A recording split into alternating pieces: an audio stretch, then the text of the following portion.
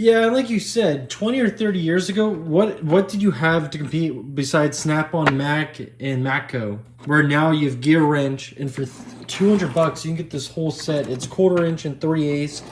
It has ratcheting wrenches from 11 millimeters to 19 millimeters, and then it has 90 teeth ratchets. I mean, what else can you ask for? It covers 1/4 to 3/8, and then it has e-torques. It has torque bits. It has Allen keys. I mean, it has extensions. It has spark plug sockets. I mean, for the bang for buck, I mean, it's absolutely amazing. This pack out set is actually like 3 times the cost. I think I looked it up. You can get this price out now at one of those sites for, I think it's like $5.35. But this to me is going to be awesome for a mobile mechanic setup because this is going to fit anywhere from the van or the truck. So, but yeah, that's the problem with Snap-on. It's just so expensive for what it is.